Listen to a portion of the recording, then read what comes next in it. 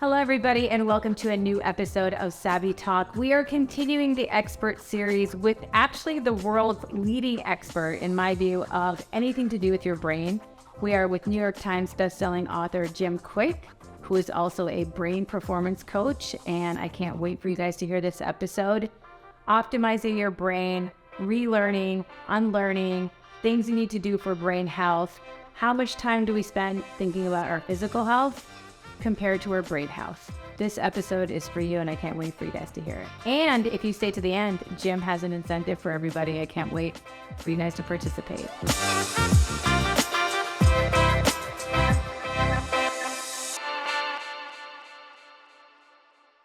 Jim, thank you for having me. So glad. I was looking forward to this conversation. So we met at VCon briefly, and then we spent some time together in Egypt. That was fun. That was really fun. Yeah, it was my first time. It was your first time. So what did you think about Egypt, and what were some of the things that you liked the most? It was stunning. Quincy Jones, we do an annual brain power performance conference, and he was in the audience years ago. And I brought him on stage, and I asked him this question. I want to know about your, problems and things that people don't really talk about. He was like, I don't have problems, I have puzzles. And I was like, that was interesting. But the other thing he said was he speaks 23 languages. What? Yeah. And he travels a lot, and he says you have to go to know. And because when you go, you get to experience the culture, the food, the architecture, and the language and the music. And so I love to travel when it's possible. And I absolutely loved it. I mean, it's always been on my bucket list. And a great opportunity to see. So much fun. Yeah. It was so much fun. I was like, we're going to do some sightseeing stuff. Come with us. Yes. And we went and saw the mosques, and we went and saw old Cairo and Museum of Civilizations. We got to see the mummies. So I love doing the tourist things, and then also you had special access to, the local, The local stuff. Yeah. That's really, lots of times when people travel, maybe they'll stay they go somewhere, they stay at the resort, but they don't really experience The rest is... Yeah, I'm glad that you did. Yeah. It's always a moment of pride for me to show Egypt around to people. And so I was really excited that I got to show you around and to get into the city. We had a nice little group, so that was fun. Okay, today I want to talk about so many things. I read your book. Yeah. And, we met at VCon. We met in Egypt, but I hadn't read the book yet. And it's all about, it's called Limitless. We're going to talk a little about the book, but a lot of what people know you for has to do with the brain. Why did you get obsessed with the brain? Why do you help people with the brain? What is it about the brain? And initially people might know you because of reading quickly, and now your name is Jim Kwik and reading fast. But How did you get onto this whole brain power, your career out of making people's brains operate better? So my inspiration was my desperation. I had a traumatic brain injury when I was 5 years old, a pretty bad fall. And I was in kindergarten class. I was rushed to the emergency room. And where it really showed up was in school. I had processing issues. Teachers would repeat themselves 3 or 4 times. And I would learn to pretend to understand, but I didn't understand anything. Really? Yeah, I had poor focus, poor memory. It took me 3 years longer just to learn how to read. And that was really stressful. When they pass around the books and you have to read out loud. That's big. Yeah. And I couldn't read it. And so it was a challenge. I remember when I was 9 years old, I was slowing down the class and I was being teased by the other kids. Sometimes kids can be a little ruthless. And teacher came to my defense, but all I remember her doing, she pointed to me in front of the whole class and said, "That's the boy with the broken brain." And I was like, oh. And it's just one of those things where adults have to be very careful of their external words because they often become a kid's internal words. Yeah, so every time I did badly in school, which was often, I would say, oh, because I have the broken brain. Or if I was a pick for sports, I would say, oh, because I have the broken brain. And that became kind of my... limiting belief. Yeah, that label became my limit. And so, that's what I mean by my inspiration was my desperation. I just wanted to fix what was broken. And I didn't, still many years later, till age 18, till I learned some skills and methods to be able to go from below normal to, the things I do today. Often at events that you and I speak at, I'll do, if there's time, demonstrations where I'll have 100 people stand up and pass around a microphone and memorize all their names, or How? yeah, How do you do that? or they'll challenge me to memorize 100 numbers or 100. They'll spit out 100 random words, and I'll do that. And people can see that on our YouTube channel. But I always tell people I don't do this to impress you. I do this really to express to you what's possible, because the truth is, what I have discovered after over 30 years of doing this, and all of us can do this, regardless of our age, our background, our educational level, our financial situation, gender, history, IQ, but we weren't taught how. School is a great place to learn what to learn, like math and history and science and Egyptian studies, but there were no classes on how to learn those subjects. Like, how do you focus or concentrate? Or how do you study? Yeah, how do you study? And how do you remember things, right? And they always teach you, 3 R's in school: reading, writing, arithmetic. Yeah. Obviously, spelling wasn't one of those things, but a recall. What about retention? Socrates said learning is remembering. And so this whole area, I really wanted to master the art and science of something called meta-learning. Meta-learning is learning how to learn. I think if there's one skill all of your viewers, your listeners must absorb and upgrade their skills, is our ability to learn faster. Because in this world, and this with technology, there's so much information. Yeah. We're drowning in information. It's like taking a sip of water out of a fire hose. But we're starving for practical ways to be able to, to learn that information. Okay, so I want to stop you there and ask you about, with all this technology, there's overload of information. So we're just inundated with tons of notifications and information overload. Yeah. We don't really have to think as critically as we did before because of the abundance of that information. Yeah. And you talk about the brain is like the most powerful technology we have, yet we're not using it the way we can use it. How do you mean, what do you mean by that? Yeah, how do you reconcile those two things? Yeah. Where it's like, so I would say that the ultimate technology that creates all the technology that's out there is the human mind, but it doesn't come with an owner's manual, and it's not user-friendly. Like, no one taught us how to use it back in school. But it's our number one wealth-building asset that we have. Like all of your viewers, and none of them are paid solely. It's not like 100 years ago where we were compensated for our brute strength, doing physical labor. Now it's our brain strength. Today, it's no longer our muscle power. Today, it's our mind power. And the faster you can learn, the faster you can earn. Because knowledge today is not only power, knowledge is profit, right? And so in the book Limitless, I talk about the four horsemen of the mental apocalypse, if you will. And you mentioned some of them. The first one is digital deluge. Deluge. It's a term that I just coined. I like alliterations. I kept them all D's. Yeah. But it's the information overload, which creates health issues too. I know you've had Deepak on the show, and and you've talked to a lot of great thinkers and wellness in other space. But it creates higher blood pressure, compression of leisure time, more sleeplessness, just trying to keep up with all that information, anxiety. And not only, so that's why we teach people how to read faster, how to learn faster to keep up with that digital deluge. But the second one is digital distraction.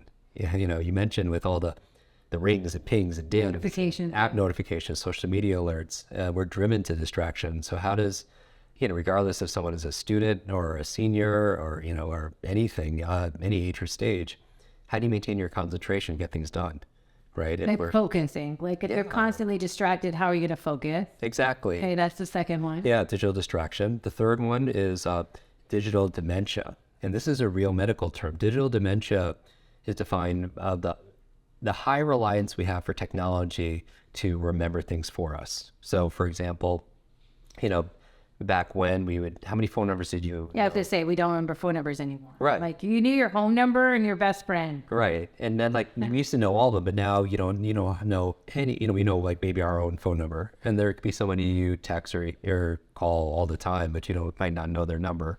And not that I want to memorize 500 numbers, but it should be concerning that we've lost the ability to remember one, or a PIN number, or a passcode, our seed phrase, or any, or just, how to get from here to there.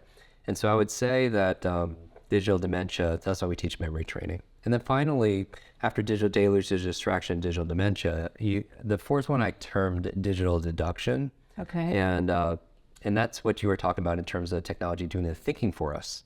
So we don't have, our visual spatial intelligence might have gone down because we rely on, an app to get us from here to there, or algorithms. No longer do you have to think; they give you, recommendations. Exactly.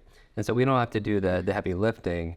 And I feel they did a study where this generation, for the first time, has below previous generations measured and tested for logic and critical thinking, because we just aren't thinking as much because we're relying on technology. And I am very pro-technology.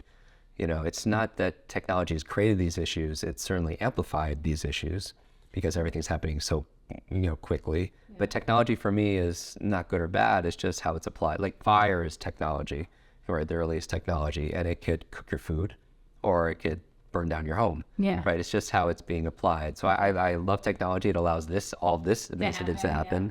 And I think we have to be careful with our choices and because some people just pick up their technology because they're bored or out of habit. And technology is a tool for us to use. But if the technology is using us, then who becomes the tool? Then we become the tool. So the brain has the power to learn new things. I think one of the things that I think even at my age, I can't learn new things. You need to, how can you, one of the bits in the book you dispel is that people think that they're too old to learn, that they can't learn. How do you turn that around? So I talk about LIEs in the book, L.I.E, and everything's an acronym. So it means a limited idea entertained. That's a lie. It's not necessarily true. It's just an idea that we're giving energy to. Okay. And I would say one of the lies is that our brain is fixed. People used to think, and we've learned more about the human brain more in the past 10 years than the previous 1,000 years combined. What we found is we're grossly underestimating our own capabilities. With neuroplasticity and neurogenesis, basically says we could create new brain cells as we get older. We can? Yeah, and we could actually make new neuroplasticity says our brain is like plastic in a good way, where it's very malleable and it adapts to stimulus. So by learning new things, we could actually get mentally stronger because we're creating new connections. And so the brain is not fixed like our shoe size, like our memory is not fixed like our shoe size. Okay. We actually can improve it. Just like if we wanted to build a muscle, you give it what? Novelty, and exercise and nutrition. And same thing with our mental muscles. Do doing things like Wordle and those kind of brain games help? I mean, what do you do to exercise the muscle of your brain? So novelty. So one of the things, for example, is focus, right? And one of the challenges when we're always looking through social media and every, cat video, share, comment, whatever is driving us to distraction, we're exercising our distraction muscles. And we wonder why we can't focus when we're in a meeting, or we're meeting somebody for the first time and getting their name and we forget their name, not because we can't remember it, just we're not focusing, right? We're distracted. Yeah, because we're flexing our distraction muscles. But same thing with learning something new also as well. You could build your learning muscles and give yourself new challenges. The challenges is, I read this recently and I tweeted this saying that life is difficult for one or two reasons. Either you're leaving your comfort zone, then life is difficult, right? Mm-hmm. Or life is difficult because you're staying in your comfort zone, right? And I think it should resonate to a lot of your viewers. But we grow when we stretch ourselves. Exactly. And we put ourselves in new situations. And I feel like aging is, you have a chronological age, but there's also an age of our mind. A level of playfulness, a level of curiosity. Sometimes as we grow older, we feel like we know everything and our cup is full and we can't put anything else new in it. And I think your mind is like a parachute. It only works when it's open. When it's open. Yeah. Yeah. And we're always constantly learning. And people, see, and this because you spend time with, amazing, mavens and creators and people who are absolutely world class. They're always learning. Right? Because they're always seeking constant improvement. That's one of the things that I actually preach a lot about is being a lifelong learner. Yeah. So if I'm not learning, I'm not growing. And if I'm not growing, I'm dying. So to be a lifelong learner, it doesn't come from one area. It's not like books, school, studying. It could be from podcasts, people in your network, Netflix documentaries, taking online courses, conversations, reading books. So learning can come from anywhere, but I feel like a lot of people think it's not something that they need to do to keep their brain healthy. Yeah. I feel like sometimes the two dips actually in cognitive performance usually comes when people graduate school because they feel like their education is done, so they stop learning. And when they retire, And it's because sometimes when people retire, they don't engage their mind in the same ways. And then, their body's unfortunately not too far off after that. And I would say that there's a study, it was on the cover of Time magazine with this community of nuns. And these women were living 80, 90 and above and healthy. And they wanted to find what was the key. And they found out half of it, I call these like super nuns. There was a study that was called Aging with Grace. Okay. Half of their longevity came from their emotional faith and gratitude, but the other half had to do, they were lifelong learners. Really? And because they were lifelong learners, it added years to their life, but also life to their years.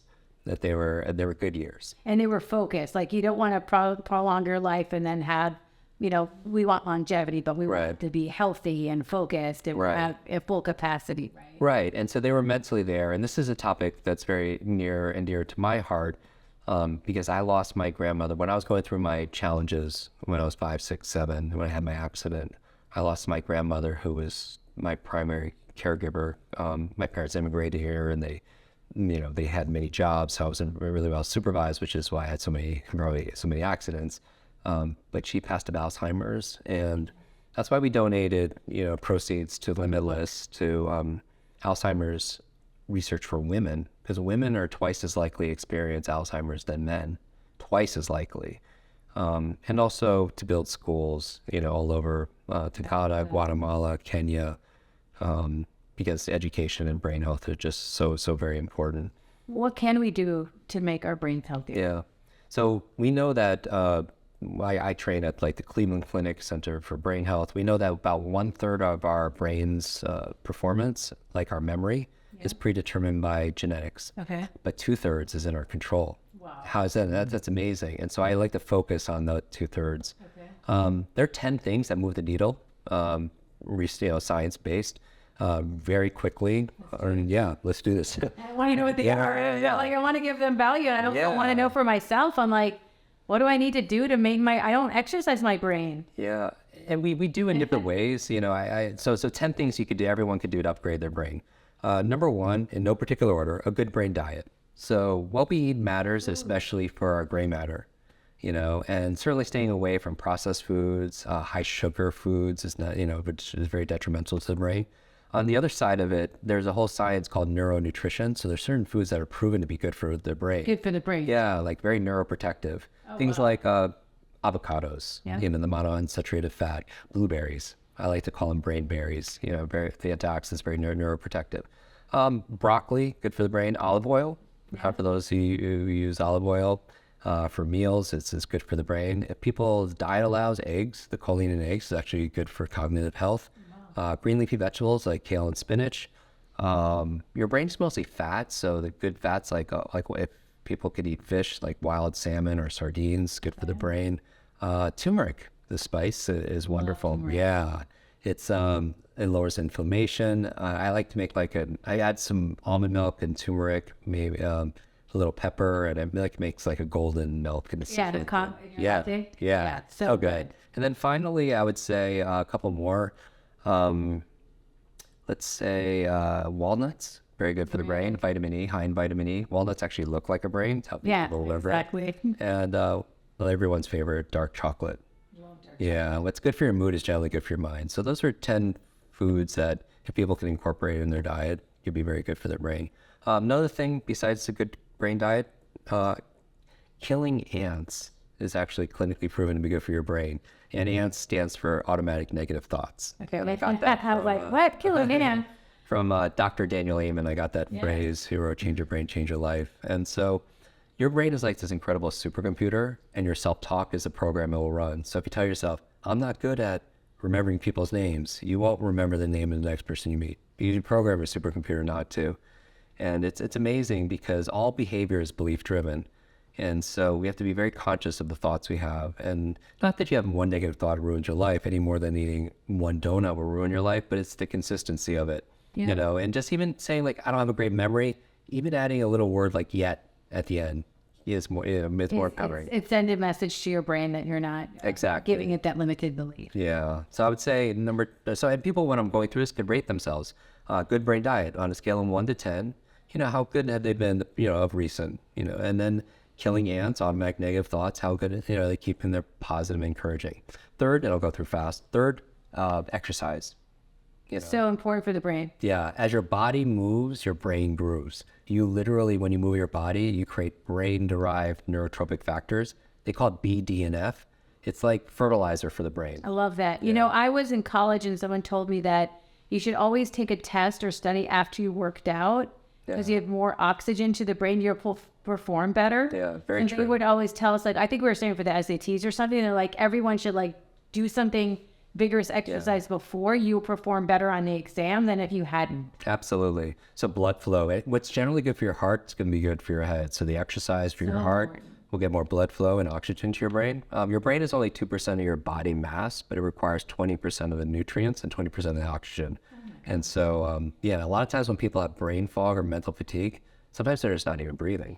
And so exercise definitely helps with that. So on a scale of 0 to 10, and by the way, it's not just doing Pilates or CrossFit 3 or 4 times a week.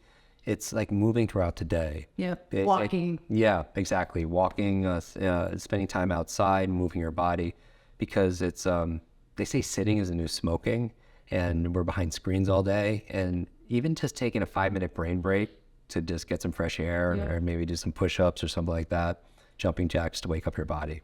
So that's exercise. Number 4, brain nutrients.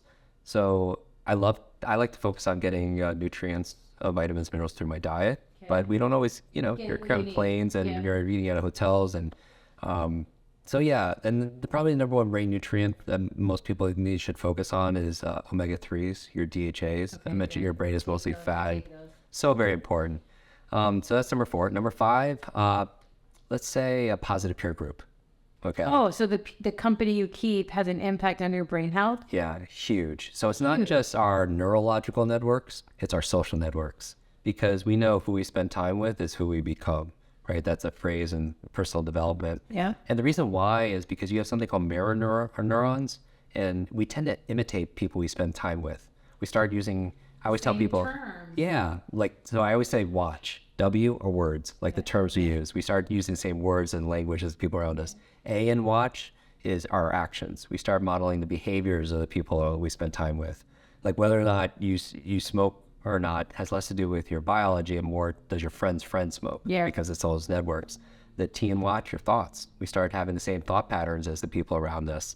The C in watch, character. We start modeling the integrity of the people we spend time with. And then finally, the H in watch, our habits.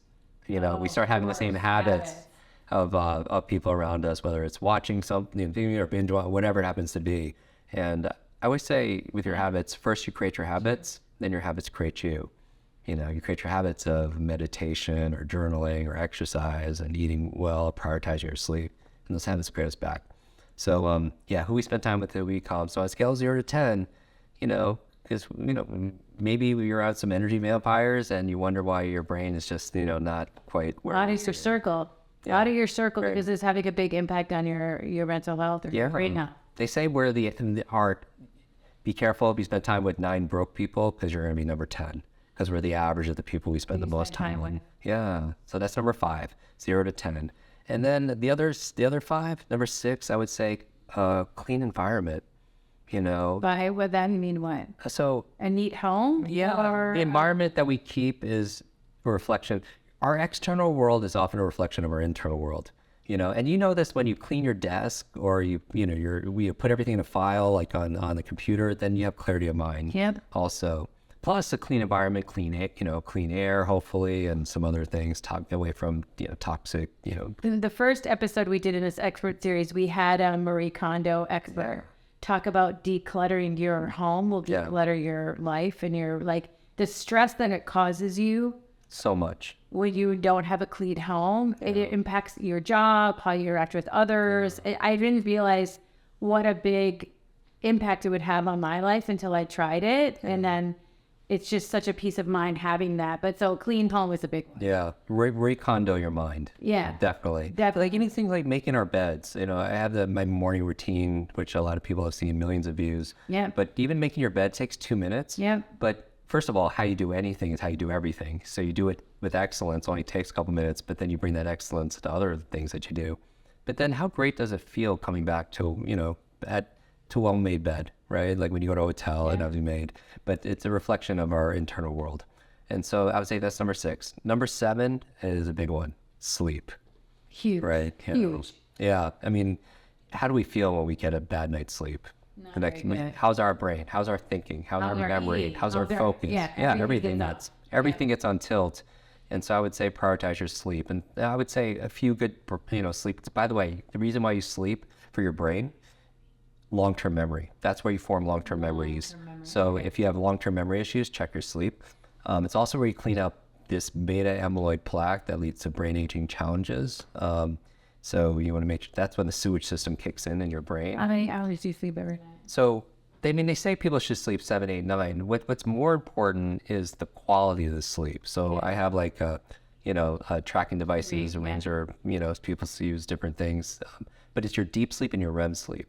So your deep sleep is measured, through these devices, and that's how your body is repairing during deep sleep, and your REM sleep is when you're mentally recovering. So that's what's most important. And a few things people could do, science-based, get sunlight first thing in the morning, because your eyes, your eyes are the only part of your brain that's outside of your skull that you could see, and it helps to reset your circadian rhythm, your melatonin production, and so much more. Even if it's hazy outside, and it's still beneficial. Not through windows, because windows will filter out certain spectrums. But if you go outside, first thing. The second thing I would recommend, your brain loves a schedule. So everyone has an alarm to wake up. I would suggest having an alarm to go to sleep.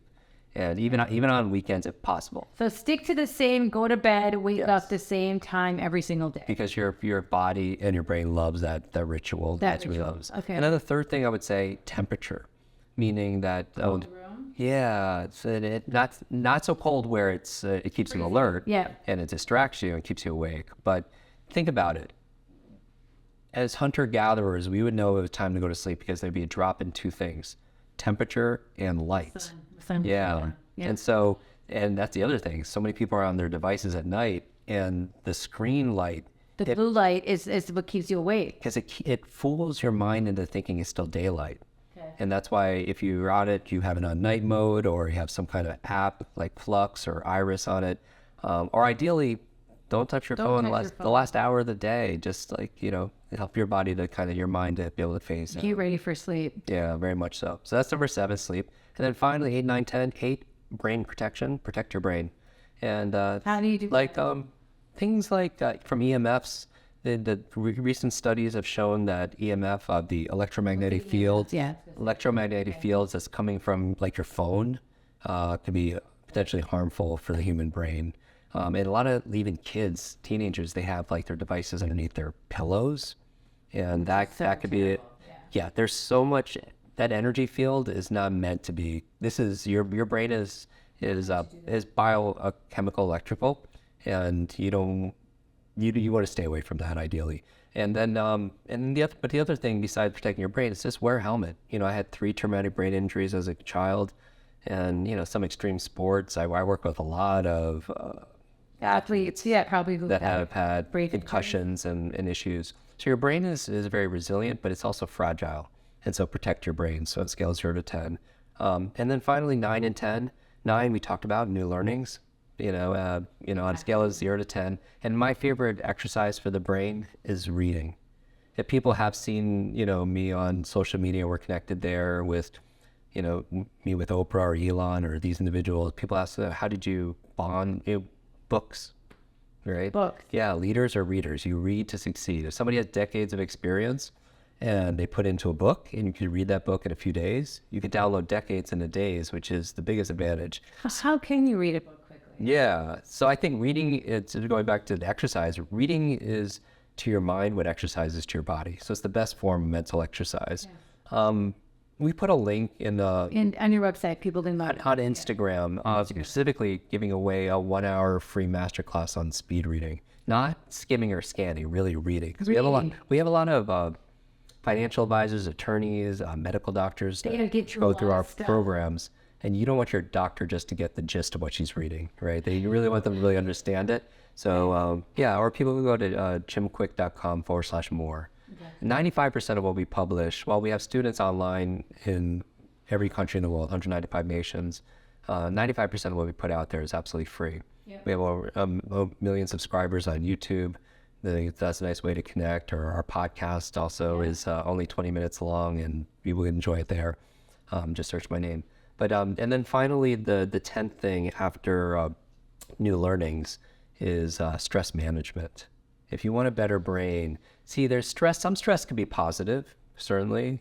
Just like exercise can be a positive stress for your body. But chronic stress has actually been shown to shrink the human brain.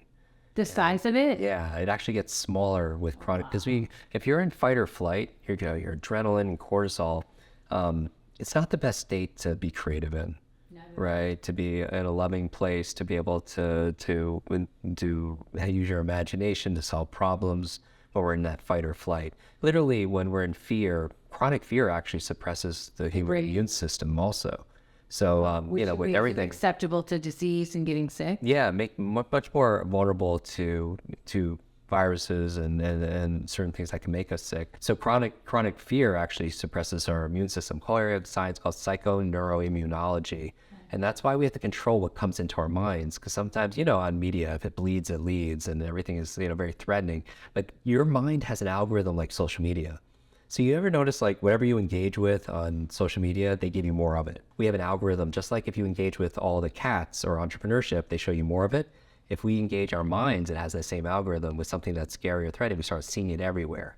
Yeah, and then we notice it. Absolutely. So on a scale of 0 to 10, how are we managing our stress? I like to meditate once or twice a day. That's how I reduce my stress. Some people like to spend time with their dogs. But what are we doing to cope with that stress? And how to deal with it. This was so helpful. I really want people to know where they can follow you.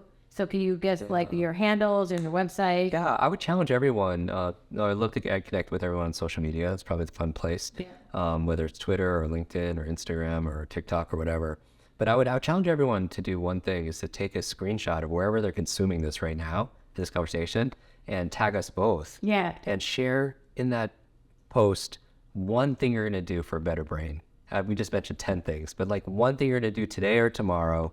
And I'll actually, because you'll tag us so we get to see it, I'll actually repost a couple of them and send a few copies of the book out to a few random people. The book is wonderful. I want to say that you did a masterclass. Yeah. It was free online. Yeah. And when you're doing these, one of the things I loved about it was everyone in the comments is super engaged. Yeah. And they're almost like they know so much about you, what you do and how it works, that they were answering the questions and helping people learn how to optimize their brain. And everyone in the group was saying, like, this really works. Like, the tips that you're giving people, Jim, is changing their lives. Like, they're really becoming more proactive. They're becoming more productive. They're more mentally focused. They understand how to build and protect their brain health, which nobody really spends enough time thinking about and doing. And last thing I was going to ask you, you were in Dubai. Yeah. How was your trip? What did you do? It was so much fun. I've been going there for about 10 years now. Just got back from a recent trip, and I love it. It's amazing people, a great culture, and there's not a lot of friction. Like, everyone wants to get things done, and then they're willing to invest and do the things that, in terms of innovation. And everyone in there in Dubai as well, just like in the US, like, they really have the same questions about brain health and want to learn and adapt. I saw the interactions you had with people when you came off stage. It was really fun to see. At the end of every show, we asked a guest to ask the next person a question. So Dr. Russell Kennedy, who is an anxiety MD, will play the question. If I gave you a magic wand and I said you could change one thing, but only one thing about your childhood, what would that be? Most people would think that I would say I didn't have my brain accident when I was 5 years old. But I've also learned that, with challenge comes change. And we hear a lot about post-traumatic stress, but we don't hear a lot about post-traumatic growth. That maybe somebody can identify with this. You go through adversity, you wouldn't wish upon anybody, but you wouldn't change it for yourself because going through it, you found meaning, or you found a trait like a mission or clarity, a purpose, or maybe a strength you didn't realize you had. So I wouldn't choose that. I would choose playfulness. When I had my brain accident, I really shut down, where I was very playful and energized and curious. I became more flatlined in a lot of ways. So I wish if I could wave my wand, have more fun. And, sometimes as we grow older, we stop playing, but I actually think it's the opposite. When we stop playing, we actually grow older. And so I would say play more. You could work hard, you could absolutely rest hard, but then definitely also play hard also. We really enjoyed having you on the show today and look forward to seeing you again soon. Thank you so much. Thanks, Jim. Thank you.